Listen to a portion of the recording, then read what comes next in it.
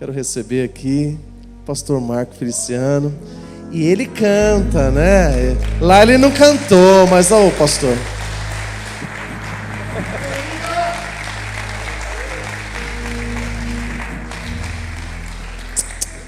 O senhor quer acabar com o meu ministério, não? É uma alegria estar aqui nessa noite com os irmãos. E por isso eu cumprimento a todos com a paz do Senhor. Eu quero aqui cumprimentar o pastor Alexandre, que eu já conheci hoje pela manhã, a pastora Viviane. Quem é a pastora? Cadê a esposa do senhor? Alguém tem que trabalhar, né, pastor? Pastor Edson. Quem é o pastor Edson? Ah, tá aqui. Pastora Genesi. Pastor Gilmar. É aquele ali. Pastor Andréa. É aquela ali que já... Ela é mais inteligente do que todos aqui. Eu cheguei, ela já foi me oferecendo água, né? Que está escrito, né? Quem dá um copo de água a um profeta tem galardão de profeta, né? Deus abençoe a senhora. Pastor Marco, esse grande amigo, Marco Roberto, né? Como tem mãe que sabe escolher nome, né? Seu nome é lindo, né? É chefe de gabinete do prefeito Ney Santos, a esposa dele, a pastora Wildineia. Agora eu acertei. De manhã eu arrumei uma confusão, né? Batizei ela com outro nome de manhã, né? Marco, obrigado pelo convite, pelo carinho, viu? Deus te abençoe. Ao vereador Gilson, que também esteve de manhã conosco lá, e essa perna não sara nunca. Eu te conheço uns 10 anos, a perna está sendo desse jeito. Orar, né? Para Jesus curar a perna dele.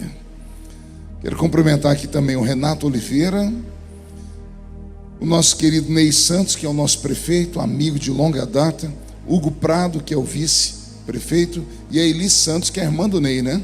Esse trio parada dura, né?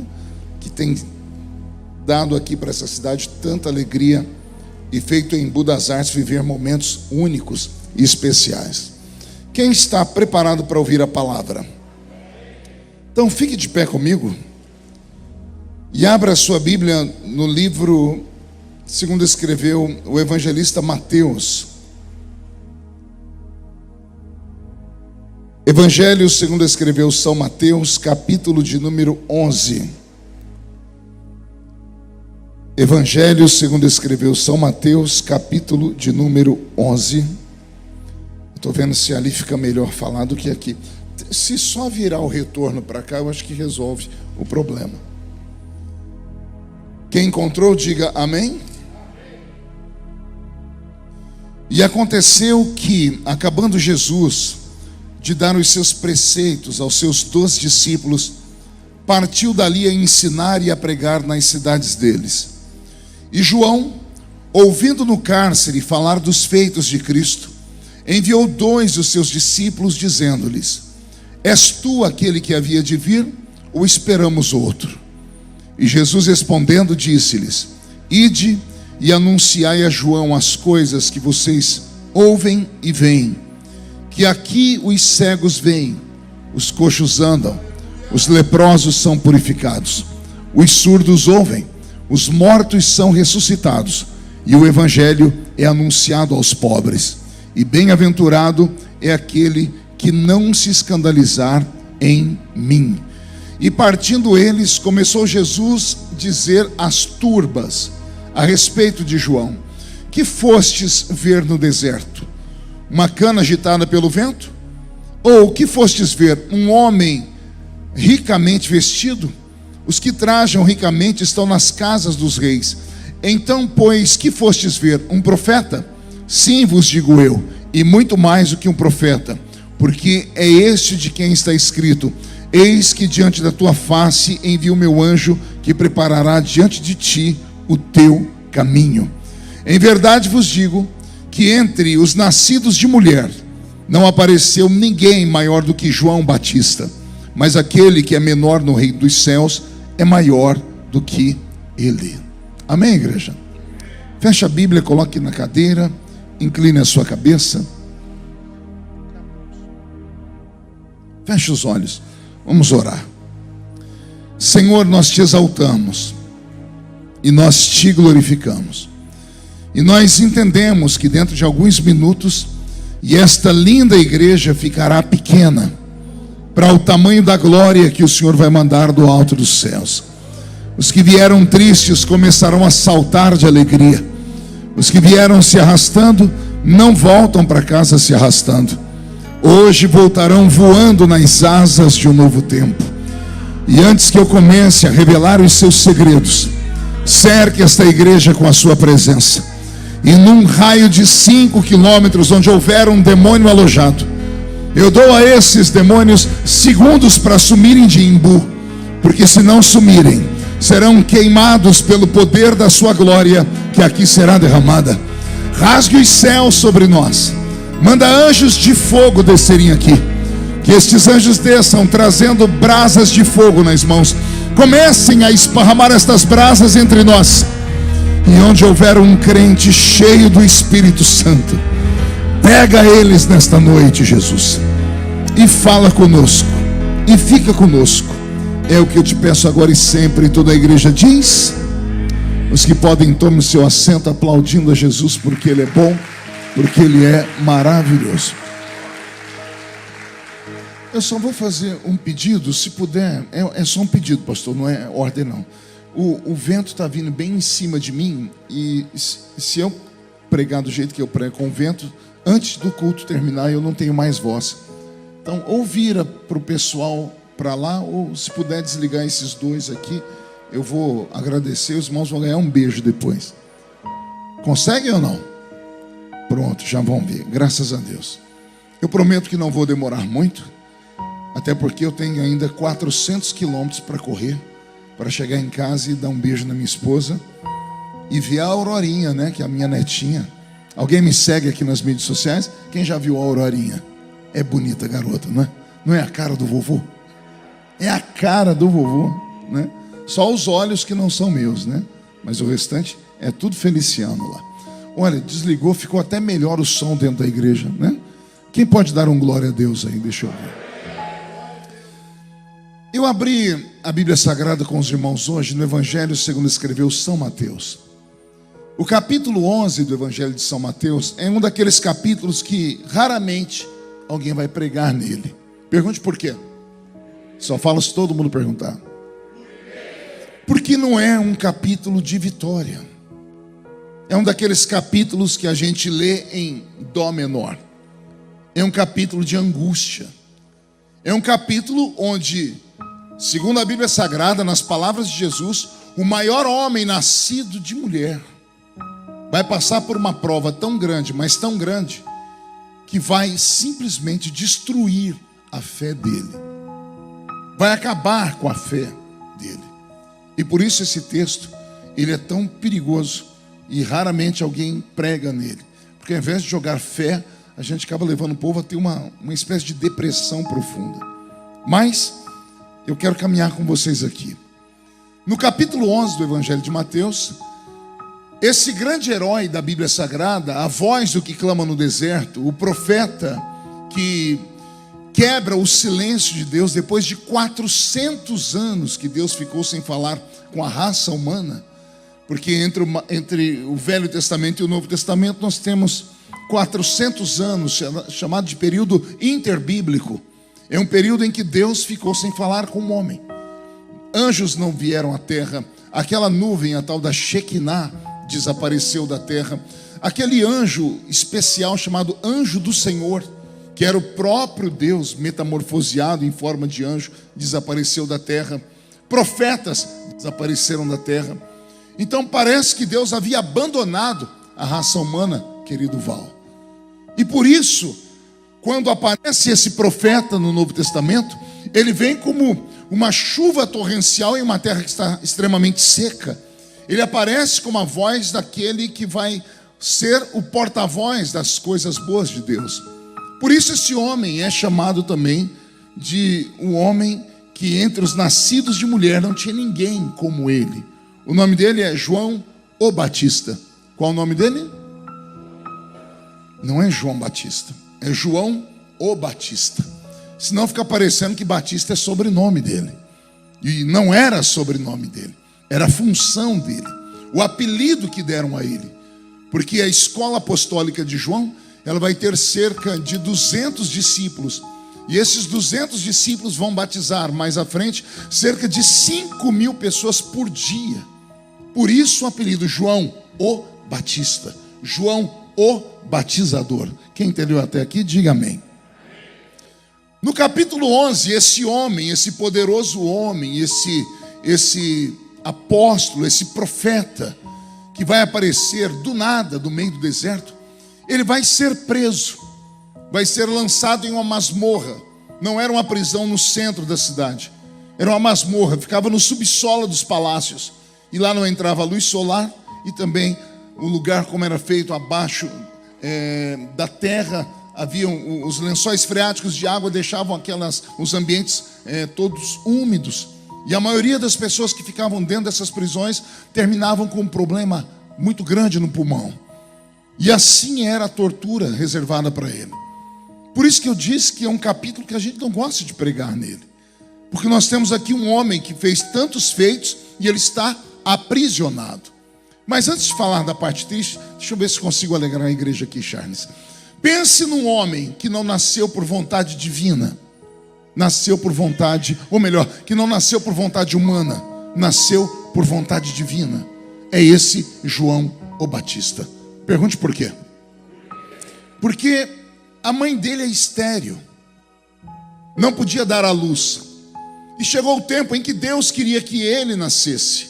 E como Deus queria que ele nascesse, o próprio Senhor foi falar com o pai do garoto.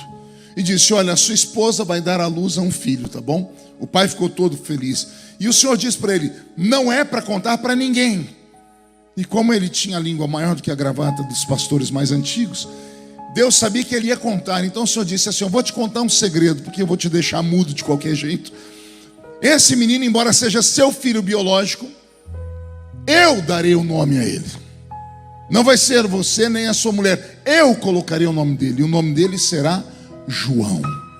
Então pense numa criança que vai nascer por vontade divina, e o próprio Deus vai colocar o nome nessa criança. A mãe dele engravida, e ela está lá com a sua barriga já no 6º mês de gravidez, e ela recebe a visita de uma prima. A prima dela vai se tornar muito famosa daqui a pouco.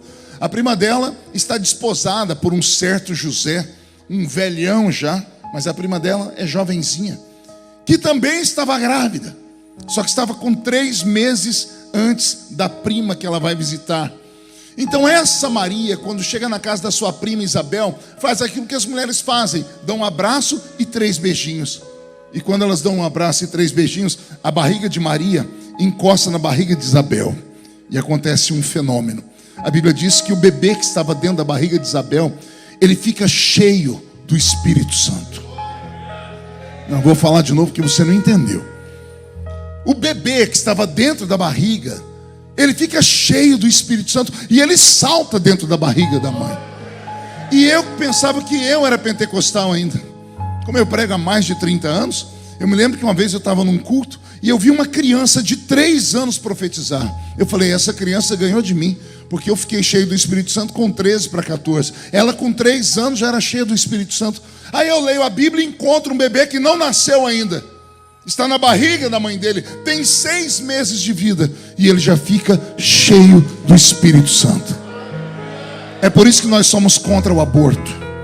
É por isso que nós não aceitamos que um bebê seja assassinado dentro do ventre da mãe, porque possa ser que ele será no futuro a boca de Deus falando com os homens. Então ele é escolhido por Deus, ele fica cheio do Espírito Santo dentro da barriga da mãe, e essa criança vai nascer. Logo depois nasce o seu primo, que vai se tornar o homem mais famoso do mundo, o nome mais lindo que já existiu nessa terra. O primo dele é Yeshua, que nós conhecemos como Jesus. E só para os desavisados, ele está aqui dentro nessa noite. De repente, todos nós conhecemos a história que antecede o nascimento desse menino chamado Jesus, quando reis saíram do Oriente Médio e em busca de uma revelação, porque uma estrela cortava o céu, e eles vão seguindo a estrela, e a estrela de repente para sobre uma cidadezinha chamada Belém, e é lá nessa Belém que vai nascer o nosso Salvador. Então esses reis, antes de encontrarem o menino, eles vão pedir autorização para Herodes, porque eles eram estrangeiros e tinham que pedir autorização ao rei. E quando vão pedir autorização ao rei, comentam com ele o que vão fazer ali. Viemos de longe para adorar o menino rei que vai nascer aqui. Herodes ficou apavorado, ficou com medo do seu reino ser dividido e disse àqueles homens: quando vocês encontrarem o menino, voltem aqui e me contem, porque eu também quero ir adorar essa criança. Quando esses 3 homens encontraram o bebezinho Jesus, receberam por revelação divina que eles não deveriam voltar a Herodes, porque Herodes estava enciumado. Passou o tempo.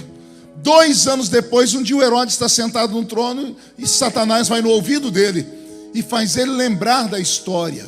E Herodes pergunta: o que foi feito daqueles 3 homens que vieram me visitar? Não voltaram aqui? E alguém disse: não voltou. E eles, será que encontraram esse menino rei? E alguém diz: há histórias pela cidade de que eles levaram ouro, incenso e mirra para uma criança que nasceu dentro de um estábulo.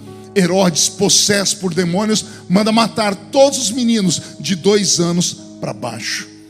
Nesses de 2 anos para baixo estão incluídos Jesus Cristo e João o Batista.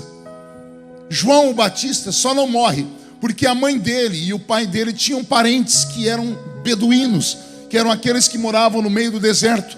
Então, ao saber que Herodes vai começar o massacre dos infantes, envia um menino para morar no meio do deserto, para morar no alto daquelas montanhas. Quem já foi a Israel sabe do que eu estou falando. No meio do nada, perto de lugar nenhum, onde o sol chega a 55 graus na sombra às 2 horas da tarde, e de madrugada, lá pelas 2, 3 da manhã, vai abaixo de 0 a temperatura. É lá que esse menino vai ser criado. E quando ele é entregue na mão desses beduínos, a mãe só dá um recado para eles: esse menino não pode comer qualquer coisa. Essa criança tem uma dieta que não foi dada por homens, foi dada pelo próprio Deus. Esse menino só pode comer gafanhoto e mel silvestre. E a primeira vez que eu fui em Israel, besta de tudo, brasileiro, cheguei numa feira e disse: vocês têm uma fruta chamada gafanhoto? Mas riram tanto de mim, porque eu aprendi que o fruto que ele era uma fruta chamada gafanhoto. E lá eu descobri que não era fruta porcaria nenhuma, era aquele bicho mesmo. Só que o gafanhoto de lá, ele chega em fase adulta a ser do tamanho da palma da mão de um homem maduro. Pense no tamanho de um bicho. A carne é horrível, tem proteína, mas o gosto é horrível. Por isso o mel, para aplacar o gosto amargo daquele bicho. É assim que ele vai crescer. Como ele foi escolhido por Deus no ventre de sua mãe, ele não é só um homem, ele é um homem chamado de Nazireu. Diga comigo, Nazireu. Pergunte para mim: o que é isso, pastor? Alguém escolhido no ventre da mãe para uma missão específica. A Bíblia Sagrada inteira só tem 3 nazireus. Começa um no Velho Testamento chamado Sansão. No Novo Testamento temos João Batista e Jesus chamado o Cristo. Esses 3 homens eram nazireus. Por isso nenhum deles cortava o cabelo. Por isso nenhum deles passava navalha sobre a sua barba. Por isso nenhum deles deveria beber bebida forte. Só o Sansão que não respeitava isso. Pensa num homem que bebia até entornar o caldo. Quando ele estava lá na cidade de Gaza, bebeu tanto que desmaiou de tão bêbado que estava. E eu dou risada, Charles, quando eu vejo os filmes e eles mostram um Sansão que parece o Arnold Schwarzenegger. 2 metros de altura, peito viril, másculo. Nada disso, a força de Sansão não estava nos bíceps dele. Pelo que eu entendo, Sansão devia ser barrigudo, porque todo cachaceiro é barrigudo. E ele era cachaceiro. A força dele não estava nos músculos. A força dele estava quando o Espírito Santo descia sobre ele e usava ele para uma obra gigantesca. Mais ou menos como eu penso que Deus pode fazer essa noite aqui. Descer sobre você e te levantar para uma obra especial. Quem acredita nisso pode dar mais um glória a Deus. Então ele tem uma comida diferente. Só que João Batista também tem uma outra coisa que só ele, e na Bíblia Sagrada inteira, de Gênesis a Apocalipse, mais um homem tinha. Pergunte o quê? Deus não foi só o mestre cuca dele. Deus não preparou só a comida para ele. Deus também foi uma espécie de alfaiate. Deus desenhou a roupa de João Batista. João Batista não usava roupa feita de pano. O Senhor foi quem desenhou a roupa dele. Ele usava roupa feita do pelo do camelo. E quando eu era jovenzinho, eu pregava que a roupa dele era da pele do camelo. Aí até que alguém falou assim: impossível, porque a pele do camelo no sol ela vai secando, vai esturrir e mata a pessoa apertada. Então não era da pele, era do pelo do camelo. E na Bíblia Sagrada só tem mais um homem que usava uma roupa assim. E antes de falar o nome dele, eu vou desenhar a história, depois você vai lembrar. É no Velho Testamento. Tem um rei que está morrendo.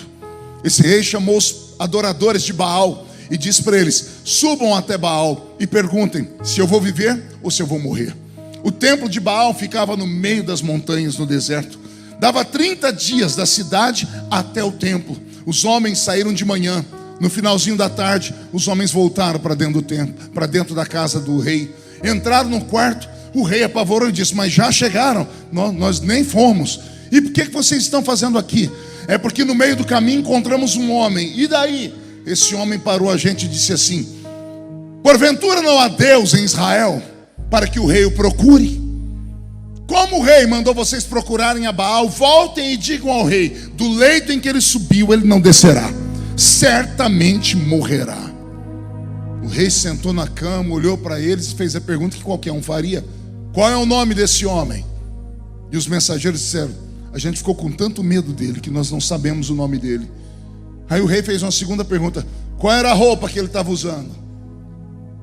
Aí os homens disseram: a roupa a gente sabe, porque só um louco usa uma roupa daquela no meio do deserto. Ele não usa roupa feita de pano, ele usa uma roupa feita do pelo do camelo. O rei deitou na cama e disse: chame o padre para dar extrema unção. Já prepara o caixão, porque ó rei, só tem um homem em Israel que usa essa roupa. O apelido dele é o Fantasma. Vocês sabiam disso? Pergunte por quê. Porque um dia, quando esse mesmo homem fez uma oração e o céu se fechou por 3 anos e meio sem chover, quando esse mesmo homem foi orar para a chuva vir, ele pediu para o assessor dele: olha no alto da montanha e vê o que tem no céu. O assessor dele voltou e diz: o céu está limpo. Volta de novo, 2, 3, 6 vezes e não tinha nada. Na 7ª vez vem o assessor dele dizendo: eis que eu vi uma nuvem do tamanho da mão de um homem. Aí o fantasma disse: fala para o rei aparelhar o carro e correr, porque vem uma tempestade aí. O rei, conhecendo esse homem, sabia que tudo que ele falava se cumpria. O rei, em uma carruagem real, puxada por pelo menos 4 cavalos árabes que corriam numa violência terrível, o rei sai da montanha e corre para o seu palácio. Aí a Bíblia diz que quando o rei entrava na cidade, quem é que está encostado na porta da cidade? O fantasma, o profeta. O profeta veio a pé e chegou primeiro do que o rei. Como isso? Vamos entender quando alguém procura ele para perseguir, para prender. O rei mandou prender esse homem, mandou 50 soldados e um capitão. O capitão chegou diante desse fantasma e disse: homem de Deus, desce tu conosco agora. E ele gritou: se eu sou homem de Deus, caia fogo sobre ti e sobre os seus 50 soldados. E 51 homens viraram churrasquinho de gato. Como eles não voltaram, o rei mandou mais 50 homens e um capitão. Esse foi arrogante e disse: desce conosco, homem de Deus. Ele disse: se eu sou homem de Deus, caia fogo e consuma você e os seus 50 soldados. Aí o rei mandou outra tropa. Aí o capitão chegou e se ajoelhou e disse: ó homem de Deus, para que não morra a mim e os meus, por favor, venha conosco à cidade. O rei está te chamando. Por causa da humildade, o fantasma levantou e disse: podem ir que eu encontro vocês. Aí o homem disse: há de ser que o senhor não fique bravo conosco, mas todo mundo sabe que o senhor não é dono de si, porque quando diz que o senhor está aqui, vem o seu Senhor do céu e te tira daqui e te coloca ali. E se o senhor não aparecer lá, vou morrer eu e minha família. Aí o fantasma caminhou ao lado deles. O rei está deitado na cama e diz: só tem um homem que tem esse poder. O seu nome é Elias, o tisbita, o homem, o profeta do fogo. Então vejam só, somente 2 homens na Bíblia usam esse tipo de roupa feita de pelo do camelo: Elias, que é o maior profeta do Velho Testamento, e João Batista, o profeta do Novo Testamento. Quem entendeu até aqui, diga: eu entendi, pastor. Chegado o tempo dele abrir o caminho para Jesus entrar, lá vem aquele profeta entrando dentro da cidade. Mas eu quero desenhar ele para você, viu? Imagine alguém que tem o cabelo todo encaracolado, grande e meio endurecido por causa da poeira e do sol. Tem a barba sem fazer. Ao invés de usar roupa de pano, está usando uma roupa feita de pelo de animal. Como só come mel silvestre e gafanhoto, é magricelo. Quero que você imagine essa criatura andando. É ou não é um homem das cavernas? É um Neandertal. Ele tem a aparência de louco. E quando esse louco entra dentro de Jerusalém, as pessoas começam a olhar pela aparência, pela roupa, pelo cabelo, porque não pode cortar o cabelo, não pode cortar a barba, e ainda usa roupa feita do pelo de animal. Ele entra dentro da cidade e começa a pregar. Pense num pregador macio, com uma pregação doce, igual aquelas que você anda ouvindo por aí. Não importa se você é vesgo, você pode muito se parecer com Brad Pitt se entregar a sua vida para Jesus. Não era nada disso. Ele entrou na cidade gritando: arrependei-vos, porque é chegado o reino de Deus sobre a terra. As pessoas olhavam: que reino é esse? Ele dizia: raça de víboras, quem vos ensinou a fugir da ira de Deus? E com essa pregação violenta, as pessoas começaram a correr atrás dele, porque as pessoas sabiam que há muito tempo Deus não falava. E se ele pegava pesado e batia, era para se cumprir a palavra, que Deus bate e açoita aqueles a quem Ele ama. Se você estiver numa igreja e o pregador ficar extremamente bravo e começar a puxar a sua orelha, não chame ele de maluco e de desequilibrado e nem de pregador medieval. Incline a sua cabeça e comece a dizer: obrigado, Senhor, porque o Senhor ainda fala. Principalmente se doer, se ficar desconfortável, é porque Deus, além de falar, ainda te ama. Dura essas pessoas que escutam o pregador, a pregação entra por aqui, sai por aqui, e a pessoa nem se movimenta no culto. Fica o culto inteiro olhando o pregador com essa cara feia aí, ó. Parece que foi batizado num pote de vinagre. Passa a reunião inteira sendo pentecostal, mas com a boca travada. Segura aí: boca de aço, língua de ferro, queixo de concreto. Vem para uma reunião e diz que é sensível, mas os olhos ficam secos, parecendo olho de sapo que morreu no dia de enchente. Por isso que Deus às vezes tira um chicote e fala para o pregador: prega. E o pregador prega com vontade. Se isso acontecer, ao invés de ficar triste, falar: eu vou sair da igreja, erga a mão para o céu e diz: Jesus ainda ama a sua igreja e Ele ainda fala conosco. Posso ouvir um glória a Deus por esta palavra? Maravilha. Esse é o profeta João Batista. Não bastasse ele pregar para as multidões, as pessoas gostavam de ouvi-lo, mesmo sendo um homem tão insensível. Para alguns, não tinha gentileza nele. Conta a história que um dia o rei Herodes inventou essa história de governo populista. Foi Herodes que inventou essa história do governante, ao invés de falar só com o alto clero da sua cidade, com os nobres, resolve conversar com a plebe. Herodes mandou construir na frente do palácio dele uma antessala. E todas as quartas-feiras, às 2 da tarde, a tradição diz que ele abria a porta dessa antessala para receber os pobres que precisavam de algum tipo de benefício. E as pessoas faziam fila para estar ao lado de Herodes. Herodes se arrumava porque ele era muito narcisista, perguntava para as pessoas se ele estava bem, porque ele tinha que parecer para aqueles homens não um homem, mas um Deus. E as pessoas na fila, quando chegava a vez delas, Herodes dizia assim: o que a senhora precisa? E a mulher dizia: está faltando água lá no meu bairro. E Herodes batia suas mãos e dizia: cadê o nosso engenheiro aqui, chefe? Eu quero que construa um aqueduto e leve água para este bairro. E as pessoas gritavam: não é voz de homem, é voz de Deus. E ficavam todos felizes. Isso enchia o ego de Herodes. Outro dia, ele perguntava para alguém: o que o senhor precisa? Olha, eu preciso que lá no nosso bairro construa uma escola, porque nossos filhos não sabem ler nem escrever. E Herodes perguntava: cadê o secretário de educação? Construam lá uma escola rabínica. E o povo gritava: não é voz de homem, é voz de Deus. Até que um belo dia, naquela fila, cheio de homens e mulheres normais, com roupa de pano, aparece um magrelo. Cabelo desgrenhado, barba comprida, roupa feita do pelo de camelo. As pessoas olham para ele e acham: o que João está fazendo aqui? Herodes ainda não o conhecia, e nem a sua fama. E quando Herodes vai atender João: o que é que o senhor precisa, cidadão? João diz: não sou eu que preciso, é Israel que precisa. Israel precisa que você coloque a sua vida no altar, porque essa mulher que está do seu lado não é sua mulher, é mulher do seu irmão, e você dorme com ela. E João conta o pecado do rei. O rei deveria ter mandado matar João, e ele até tentou. Mas quando João apresentou a verdade, as pessoas começaram a gritar. Caiu um temor sobre Herodes. Os soldados não conseguiram tocar no Batista. Herodes saiu correndo do trono e entrou para dentro do seu palácio. Não conversou com mais ninguém, não dormiu mais depois disso.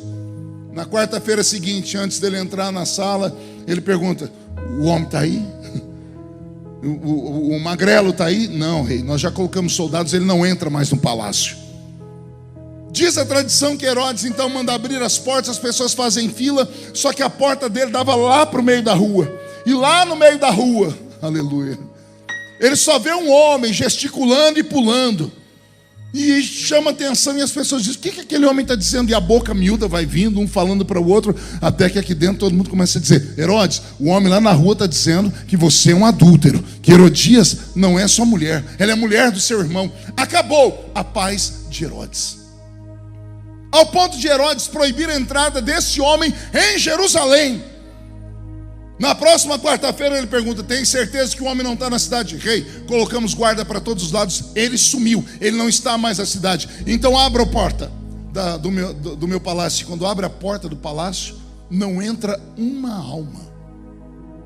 A tradição diz que Herodes chamou os seus asseclas e disse: cadê o povo? E alguém diz para ele: rei, o povo está ali. Ali aonde? Numa igreja que abriram ali. E abriram igreja aonde? Lá na beira do Rio Jordão. E quem é o pastor? É o Batista que está lá.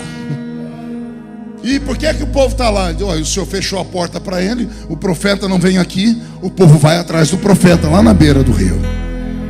Está pegando aí o que Deus está falando com você ou não? Se os homens fecharem uma porta para você, Deus abrirá 10 outras portas, mas o povo sempre irá atrás do profeta. Posso ouvir um glória a Deus bem alto?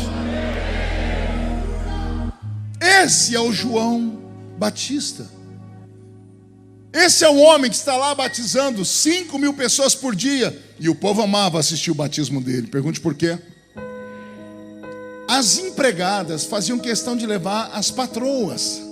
Os empregados chamavam os seus fazendeiros: vamos lá conhecer o meu pastor, porque, nossa, como Deus usa ele. E como havia um tempo de sequidão, todo mundo queria ver Deus usar. Aí quando João começava a pregar, apontava o dedo para aquelas mulheres ricas, para os homens ricos, e dizia assim: raça de víboras. As empregadas diziam: fala Deus. O povo gosta do mal feito, né? Ela não tem coragem de falar para a patroa, mas o pastor dela tem. E João dizia: raça de víboras. O povo dizia: dá-lhe, João. E todo mundo para ele era cobra. Víbora é uma cobra, amém? Vamos imaginar o batismo? João dizendo: vem cá, sua caninana. Tibum, vai embora. E o povo: isso, João, e essa cobra? Essa aqui é uma cascavel. Tibum, vai embora. E essa outra? Essa aqui é uma urutu cruzeiro. Tibum, vai embora. E o povo gritava: esse é o nosso pastor. Até que um dia João estendeu a mão para chamar mais uma cobra, e a boca dele travou. E o povo disse: João, que cobra é essa? Ele disse: não é cobra. Eis ali o Cordeiro de Deus, que tira o pecado do mundo. Eis ali o Cordeiro de Deus, que vem nos salvar. E a Bíblia diz que João saiu das águas e foi até a ribanceira do rio para receber Jesus. E por onde ele passava, as pessoas diziam: que homem é esse que até João respeita? João escutou, e pela primeira vez ele mudou o sermão dele. Agora o Batista vai ficar pentecostal, porque ele vai dizer: eu, na verdade, vos batizo com água para arrependimento. Esse homem que vem aí, eu não sou apto nem para desatar as alpacas dos seus pés. Como eu disse, eu vos batizo com água para arrependimento, mas ele vos batizará com o Espírito Santo e com fogo. Pois bem, essa é a história. Por causa dessas singularidades, esse é o maior homem nascido entre mulheres. Razões: primeiro, Deus escolheu ele. Segundo, Deus o fez nascer. Terceiro, Deus deu nome a ele. Quarto, Deus escolheu a dieta dele. Quinto, Deus o vestiu. Sexto, Deus o escondeu no deserto. Sétimo, Deus o trouxe para pregar. Oito, Deus deu a ele autoridade sobre os homens e até sobre os soldados. 9, Deus deu a ele autoridade para colocar o dedo no nariz do homem mais importante do seu povo, no seu tempo. 10, Deus deu a ele o poder de convencer as multidões a se arrepender dos seus pecados. Isso é ou não é razão suficiente para ele ser chamado do maior homem nascido entre mulheres? Sim ou não? Então, uma salva de palmas para o nosso irmão João Batista. Pois bem,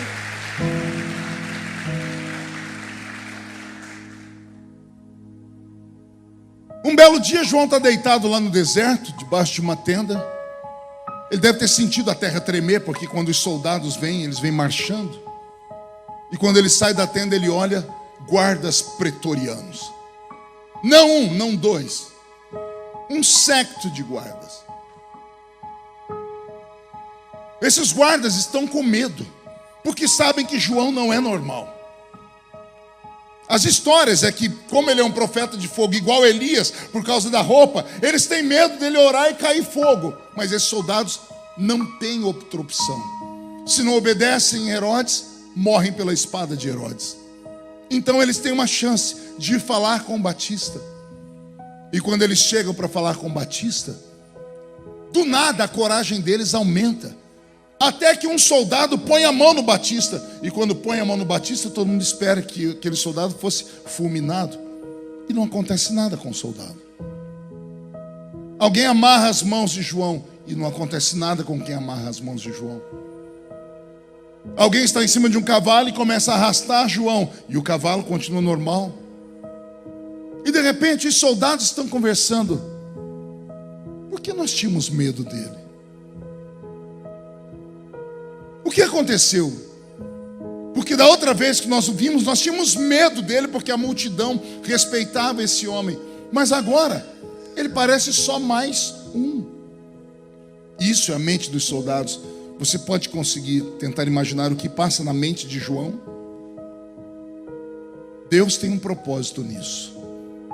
Se ele deixou me prender, é porque ele tem um propósito dentro daquela prisão. Vai acontecer um reboliço lá. Vai haver um avivamento. O Senhor vai me usar para salvar a casa de Herodes inteira. Porque a gente só pensa up, para cima. Levam ele para a prisão. E quando a prisão abre, quando abre uma daquelas celas, lá dentro estão bandidos, estupradores. Lá dentro estão ladrões. A pior raça da sociedade está lá dentro. E quando esse homem entra dentro da cela, todos os soldados, todos os presos devem ter encostado na parede, porque a roupa dele o denunciava. É a roupa do pelo do camelo. É o homem magrelo, cabelo comprido. É o profeta. E ninguém tem mais medo de profeta do que pecadores com P maiúsculo. Os presos estão vendo um homem de Deus entrar dentro da prisão e diz: ele, se orar, vai cair fogo e vai matar a gente. As pessoas respeitam ele. João entra de peito estufado. Ele olha para a prisão e diz: Deus tem algo comigo aqui dentro. As pessoas nem cumprimentam ele. Por algumas horas ficam só olhando. A respiração deles está ofegante. E esse João senta num canto. E ele espera que um anjo venha visitá-lo. Ele espera um milagre extraordinário. Ele espera uma nuvem. Ele espera sei lá o quê. Porque é isso que acontece quando nós somos testados. Nós queremos que Deus interfira e acabe com o nosso sofrimento. Só que vira o dia e nada acontece. Então João usa as armas do crente.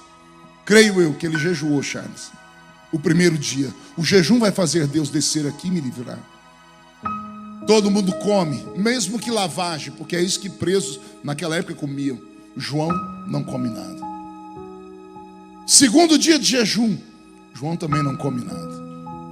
Terceiro dia de jejum, João não come nada. E de repente João começa a sentir as necessidades de um ser humano normal. João precisa fazer xixi. João precisa aliviar o seu ventre. E o profeta do Deus vivo, agora tem que fazer as necessidades perto de outro preso. E os presos começam a dizer um para o outro: ele é de carne e osso. Ele não é nada daquilo que as pessoas falavam. O próprio João começa a duvidar de si. 30 dias presos. Quantos dias, igreja? Não ouvi? 30 dias preso atrás do cárcere foi o suficiente para o maior homem nascido de mulher falar a seguinte sentença quando alguém vem visitá-lo. E vem 2 discípulos visitá-lo. Quantos discípulos? Quantos ele tinha, você se lembra? 200. Não era para estar os 200 discípulos ali protestando, fazendo um jejum, uma vigília na porta do palácio, para o seu chefe sair. Cadê os outros 198? Enquanto João era o cara, enquanto João era respeitado, enquanto João fazia sinais do seu jeito, todos estavam atrás dele. Bastou 30 dias de humilhação, 30 dias de perseguição, para ninguém mais querer falar que era sequer amigo dele. Dos 200, sobrou 2. Aquilo que você falou, Marcos Alberto, não enche uma mão na hora da dor. Quando esses 2 discípulos que sobraram fiéis chegam diante de João, João devia estar sentado, levantou, veio aqui na grade. Os 2 amigos estão aqui do lado de fora e ele lá de dentro. Eu imagino João agarrando aqui a canaleta e eles perguntando: tá tudo bem, João? E João dizendo assim: gente, sem conversa, lembram aquele homem que eu batizei? Você batizou muitos? Não, teve um, ou eu estava louco. No dia que eu batizei ele, o céu abriu, desceu sobre ele o Espírito Santo em forma de uma pombinha. Vocês viram isso? Vimos, nós estávamos lá. Só eu ouvi uma voz lá do céu que gritou: eis aí o meu filho amado em quem me compraste. Não, João, nós também escutamos. Pois bem, procurem esse homem, porque ele vai ajudar a tirar você daqui. Não, procurem ele e façam uma pergunta. Qual pergunta? Perguntem a ele se ele é o Messias ou se existe outro, porque eu já não acredito em mais nada. João, o maior homem nascido entre mulheres, bastou 30 dias de luta e violência. Ele desacreditou que Jesus era Jesus. Ai meu Deus, Beto, mude a música. Às vezes esperamos que o nosso irmão seja um super-homem, uma mulher maravilha. Esperamos que o nosso líder, o nosso referencial, o cantor, o pregador, o 4º membro da Trindade, seja ele quem for.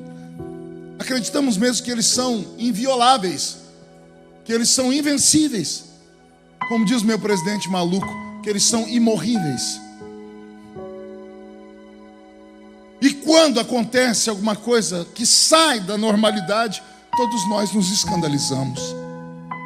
Lembro-me como se fosse hoje, quando Jim Swaggart, o maior evangelista de quando eu era criança, quando aconteceu um pequeno problema com ele, igrejas fecharam, igrejas inteiras, porque estavam alicerçadas em um homem e não no Deus daquele homem.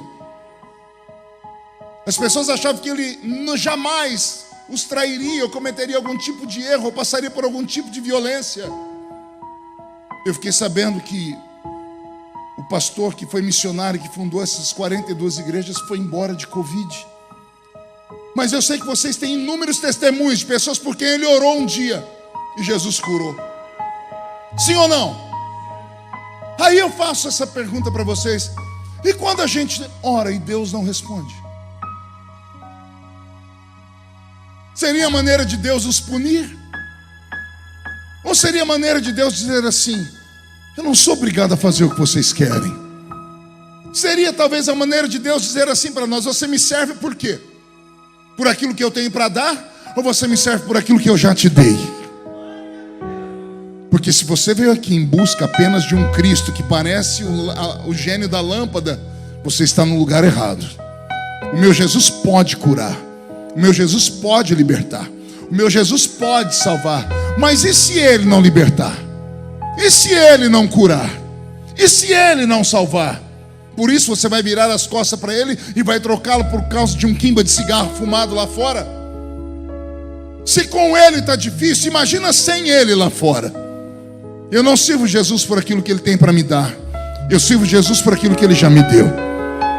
Ele salvou a minha alma, escreveu meu nome no livro da vida. E se a trombeta do arrebatamento tocar agora, eu não sei vocês, mas eu subo para o céu, porque eu tenho a esperança de um dia vê-lo face a face.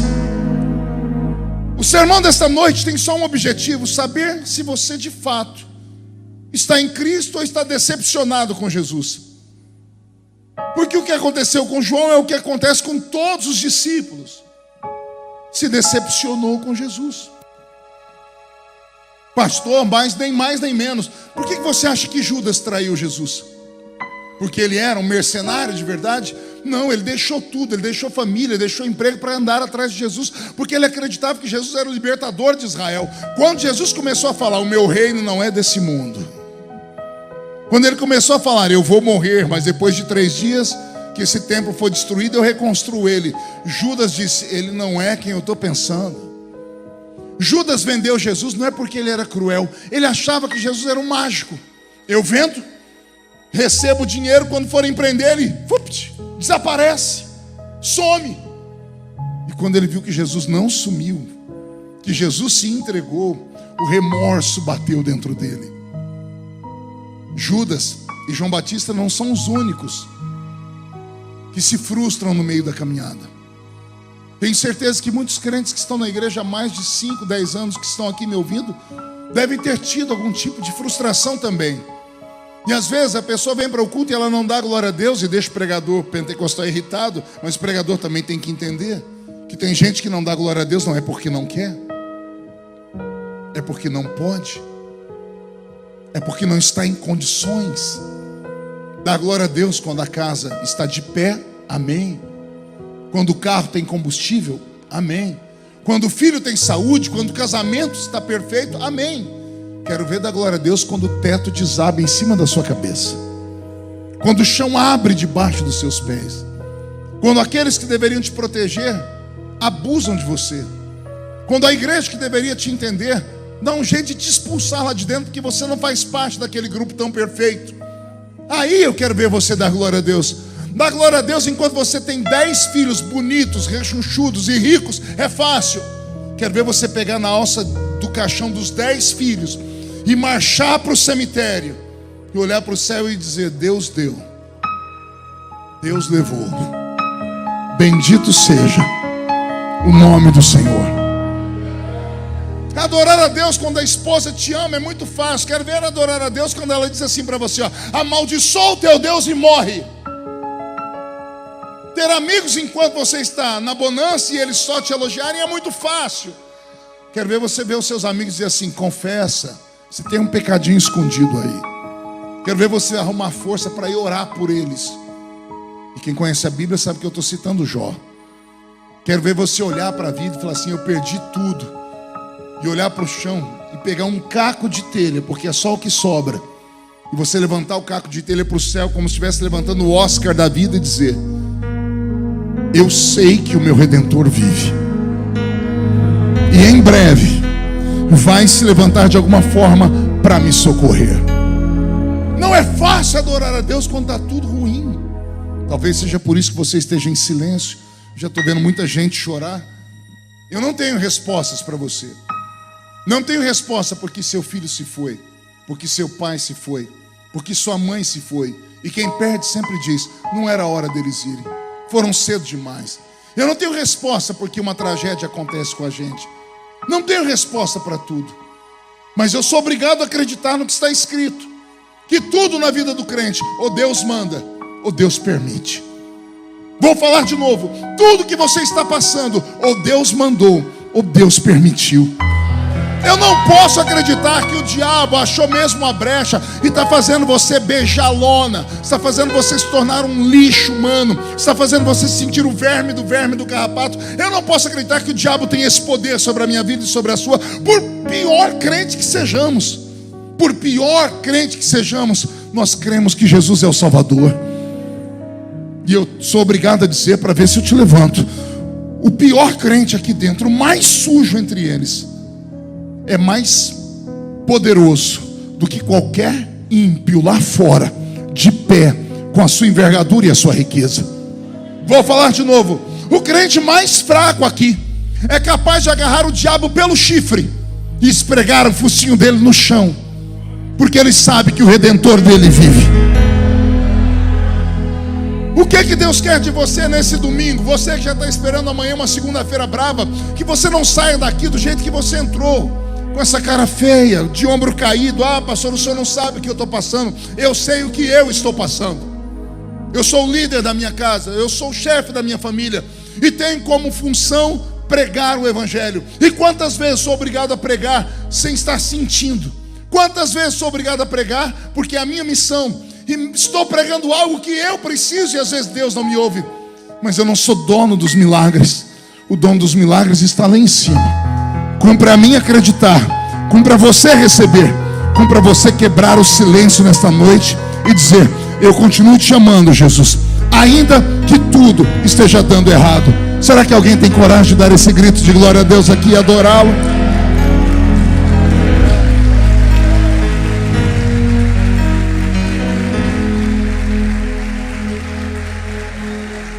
Um dia de derrota, um dia de fracasso não pode determinar o seu futuro.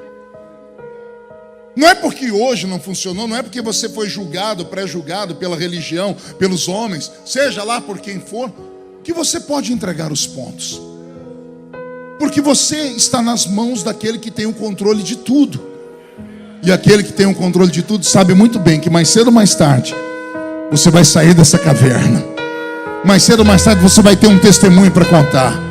Mais cedo ou mais tarde ele vai quebrar o silêncio dele. Ei, escute, Deus fecha os lábios, mas nunca fecha os ouvidos.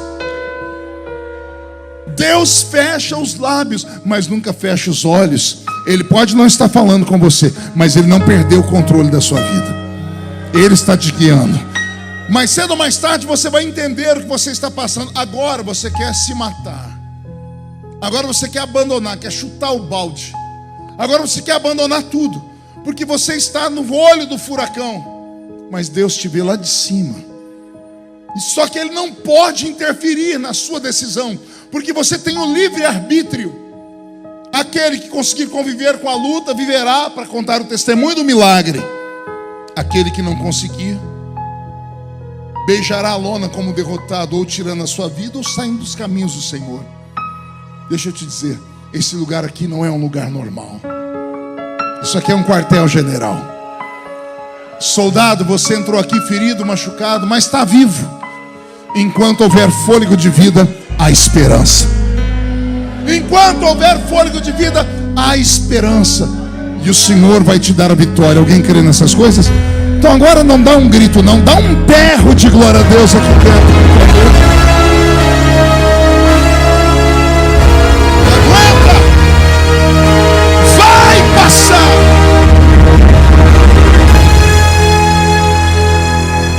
Vai passar. Essa luta vai passar. Não há dor que dure para sempre. Também não há prazer que nunca acabe. A vida é essa oscilação, altos e baixos, às vezes mais baixos do que altos. Eu tenho uma mãe de oração. Um dia desse, a gente conversa pelo WhatsApp. Ela sentiu que eu estava meio triste. E ela está internada. Ela disse assim: Deus mandou eu te mandar uma coisa agora. Eu falei: então manda, porque eu estou precisando. Ela gravou, Charles, aquele aparelhinho que fica dentro do quarto, que fica medindo as batidas do coração. Como é que chama aquilo? Alguém sabe?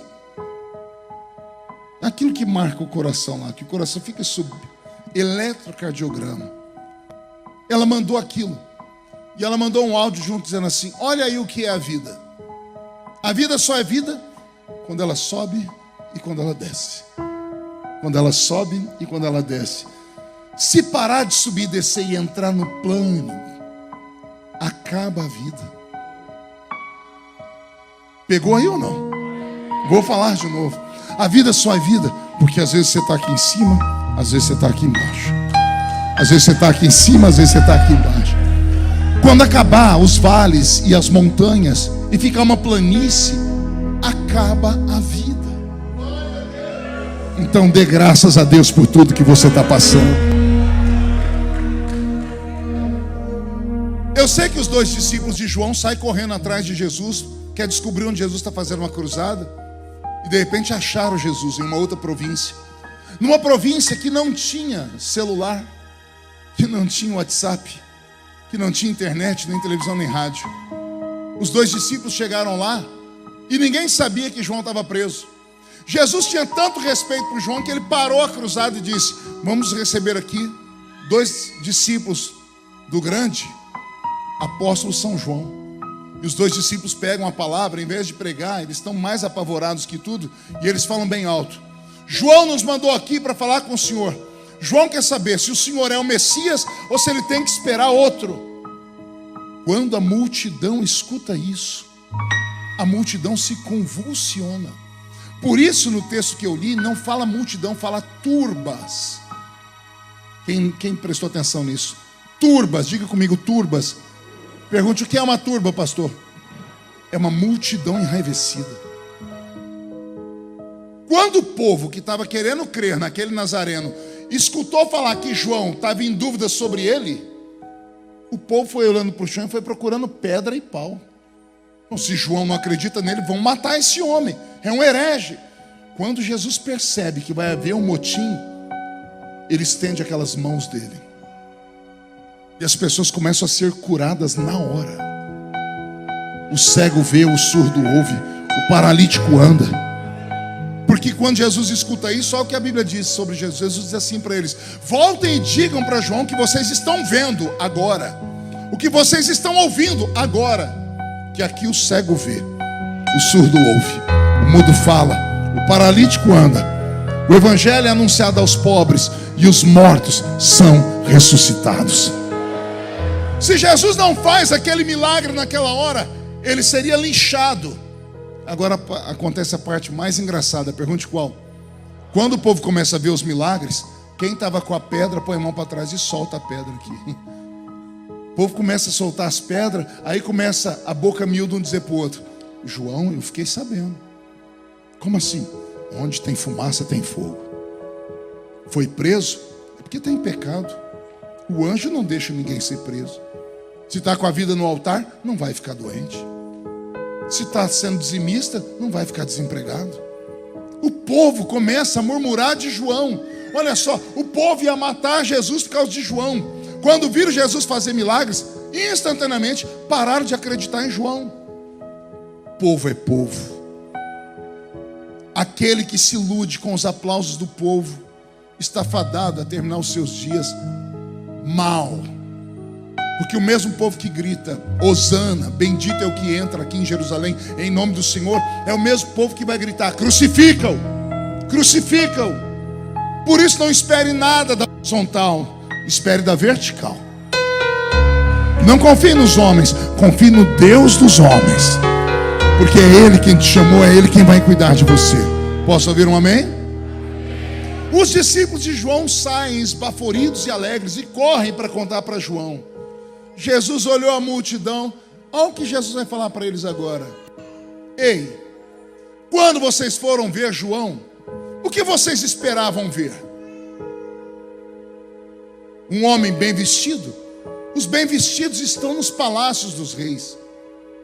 O que vocês foram ver? Uma cana do deserto? Algumas traduções diz caniço do deserto. Diga comigo, caniço do deserto. Jesus. Era a maneira de Jesus falar. Ele não era um homem rico. Ele era só um caniço do deserto. Eu fui em Israel e vi o caniço do deserto. O caniço do deserto é parecido com o nosso bambu aqui do Brasil. Quem já viu bambu? Quem já viu uma toceira de bambu? O caniço do deserto nasce em toceira também, ou seja, uma raiz só, que ela vai engruvinhando uma na outra, não tem quem tira, e vai nascendo os bambus. O bambu tem uma habilidade que é só dele. Vem um vento forte, quando bate no bambu, o bambu até grita. O bambu vai sendo envergado até encostar no chão, sim ou não? Mas quando ele encosta no chão, alguém diz: quebrou o bambu. Não quebrou o bambu.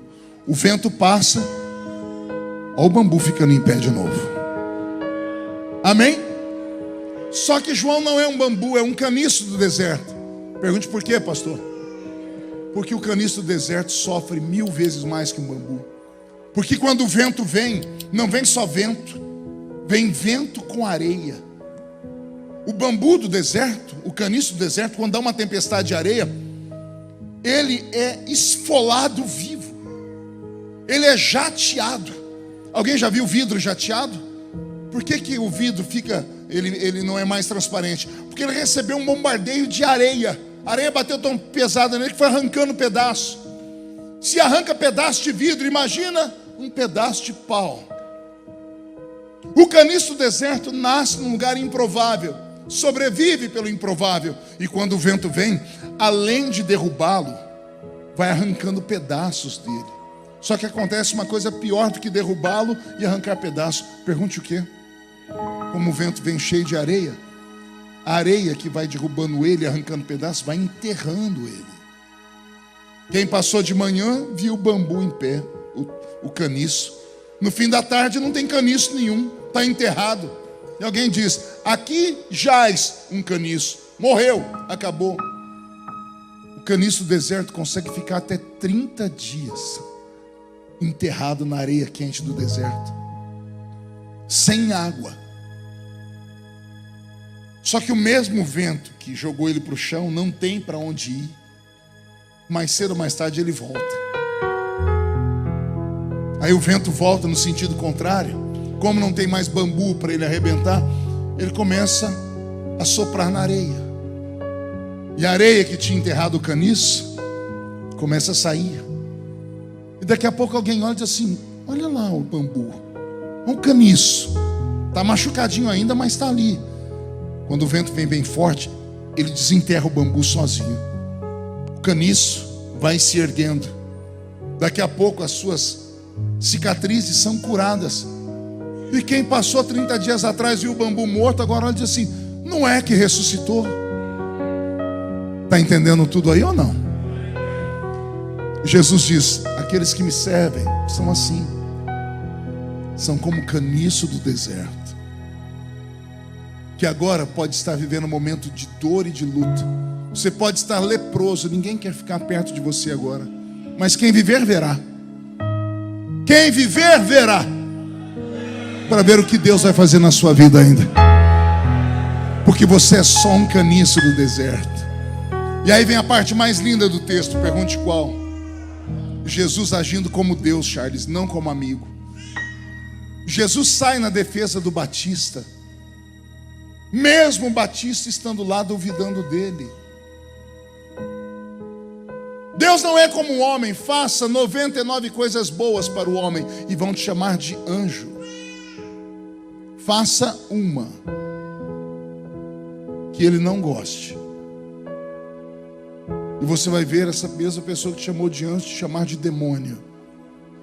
Porque as pessoas nos medem pelas réguas dela, Deus não. Charles sempre me conta um texto lá de Jó, que diz que Deus tem uma balança do bem e do mal, dos seus feitos. Deus sabe que você nem sempre vai estar grande, importante. O que Deus espera não é 100% de vitória, é que pelo menos as práticas boas sejam mais pesadas do que as práticas ruins, porque Deus não é injusto. Jesus sabe que João não acreditou nele. Olha o que Jesus diz: entre os nascidos de mulher não tem ninguém igual a ele. Ele pode estar preso, pode não estar mais acreditando em mim, mas eu reconheço o que ele já fez. Há uma folha de serviço prestada, e isso tem peso diante do reino. Às vezes a igreja não reconhece isso, mas o seu Deus reconhece isso. O Senhor me trouxe hoje aqui só para te dizer: João, aguenta. Há um tempo determinado para tudo debaixo do sol. Há um tempo de sorrir e há um tempo de chorar. Há um tempo de plantar e há um tempo de colher o que se plantou. Que você só não pode é trocar Jesus por nada. É você agarrar ele e dizer assim: eu vou com o Senhor até o fim. Ainda que ele te deixe aleijado, não solte ele. Alguém lembra da história de Jacó? Quando agarrou o anjo, ficou aleijado, mas o nome dele foi trocado. Não sou mais Jacó, sou Israel, sou príncipe, porque lutei com os homens e lutei com Deus, e eu permaneci de pé. Só os que acreditam nessa história, fiquem de pé comigo agora.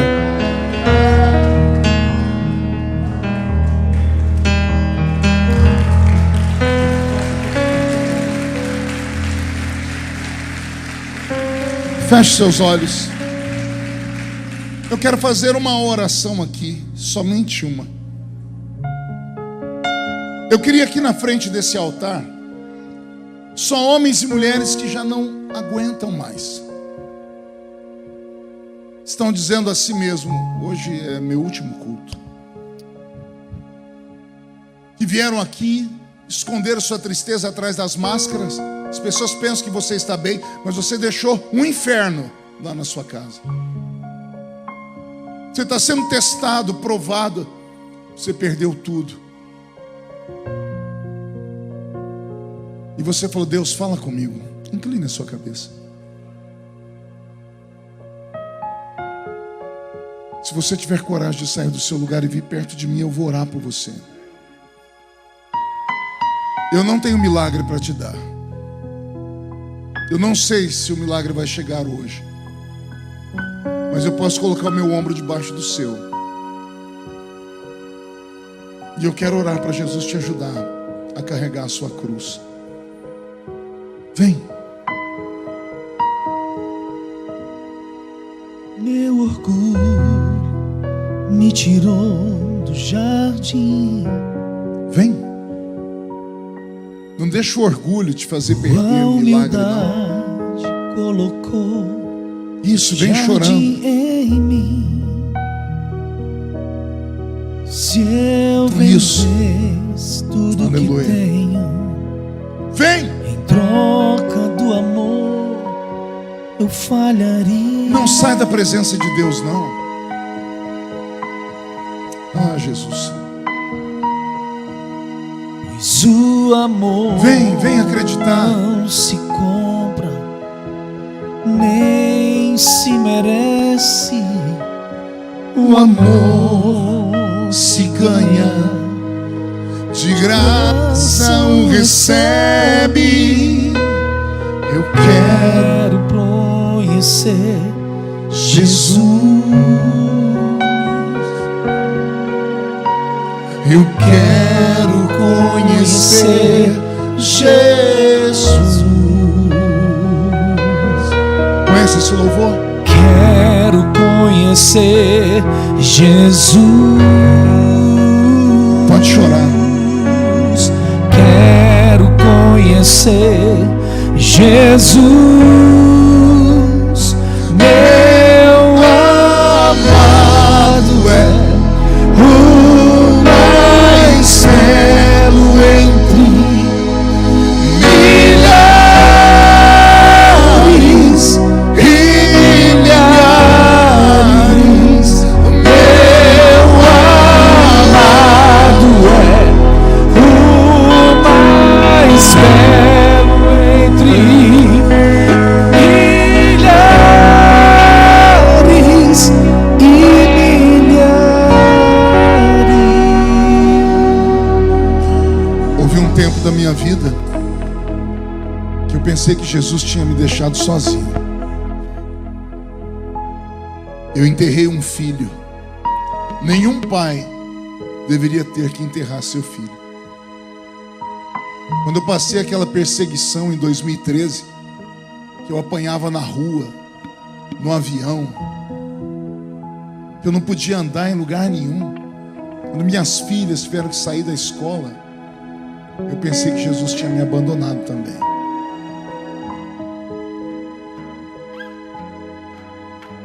Quando fui caluniado, e tudo comigo vai parar no Jornal Nacional, E eu pensei, perdi tudo. Naqueles dias eu pedi a morte. O tempo passou, veio a vitória. O Senhor exaltou meu nome, guardou minha casa. Eu olho para trás hoje e dou risadas. Mas naquele momento eu queria morrer. Por isso nada melhor do que um dia após o outro. Deus é o Senhor do tempo. E o tempo se incumbe de colocar tudo no seu devido lugar. O jornal de hoje, Marcos Roberto, ele embrulha o peixe de amanhã na feira. As perseguições que você sofre hoje, dá 3 dias, as pessoas perdem a força de falar. Então aguenta.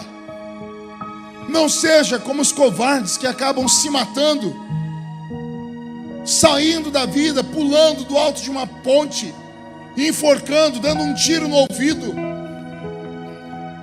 Não perca a fé. Olha como Deus te ama. Ele me trouxe hoje aqui só para falar isso para você. A igreja vai estender as mãos para cá. E você que veio à frente vai colocar a mão no coração. Em nome de Jesus. Em nome de Jesus. Em nome de Jesus. Eu oro para que todos que vieram aqui à frente recebam nesse momento um bálsamo. Recebam um abraço, não de homens, mas do Espírito Santo. Que o peso na mente comece a sair. Que o coração apertado comece a desapertar. Que a fé volte a nascer. Que a esperança comece a crescer. E que os anjos comecem a fazer festa. Porque o milagre já está acontecendo. Recebe o milagre nesta noite. Recebe nesta noite o toque do Eterno. Seja protegido você em sua casa. Nada vai ser destruído. Tudo que foi roubado será devolvido. No tempo certo Deus vai te exaltar. E quem viver verá, para ver o que Deus fará na sua história. Recebe o milagre nesta hora. Recebe o toque de Deus nesta hora. Amado é o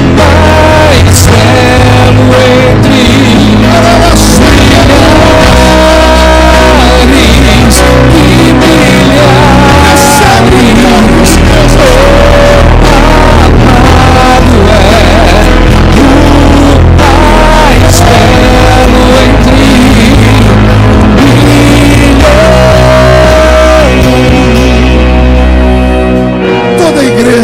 inclusive os que estão na frente, fechem os olhos, levante a mão direita para o céu aberta e diga em nome de Jesus: todos os demônios que roubaram a minha paz, a minha alegria, a minha confiança, eu ordeno, venha para a palma da minha mão agora, feche a sua mão com autoridade. Eu vou contar até 3, você vai jogar no chão e vai pisar em cima. E assim que você pisar em cima, você vai abraçar pelo menos 2 ou 3 pessoas e vai dizer para cada uma delas: o seu milagre vai chegar. Não desista. Vai dar tudo certo. 1, você nunca mais será o mesmo. 1,5, sua família sentirá orgulho de você de novo. 2, quem viver verá para ver o que Deus fará depois dessa noite. 2,5, esta igreja será chamada de hospital de almas aqui nesse bairro. 3, jogue no chão, pise em cima. Isso. Cumprimente umas 2, 3 pessoas. Fala para elas, vai dar tudo certo. Estrada que corre pro mar, o vento que abre o caminho é você.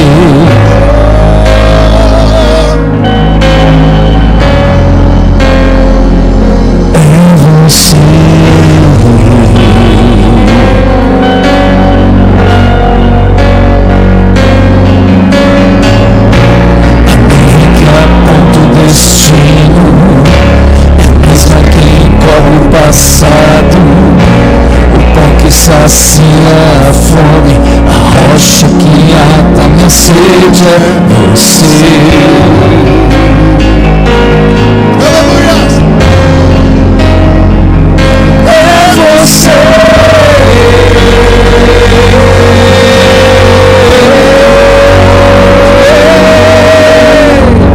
Mais perto do monte, mais perto da face, me espanto com o peso da tua glória.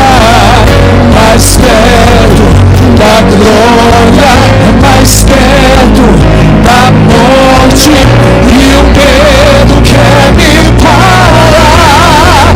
Então me tira o medo e me faz dizer: Moisés, suba em meu lugar. Me faz entender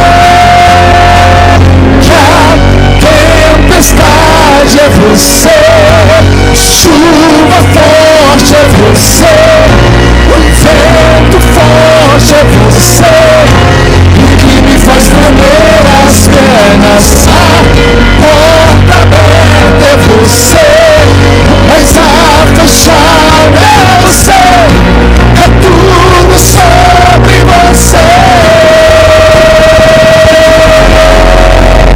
Mais perto do monte, mais perto da face, me espanto com o peso da glória.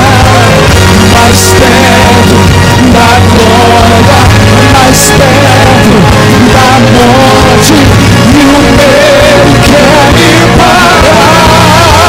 Então me tira o medo que me faz dizer: Moisés, suba em meu lugar. Me faz entender que a tempestade é você, chuva forte é você, o vento forte é você, e o que me faz tremer as pernas. A porta aberta é você, mas a fechar é você, é tudo sobre você. Eu vou subir no monte que muitos desistiram, e vou ficar lá até te encontrar. Eu vou entrar na casa e vou fazer morada, e vou ficar lá até te encontrar.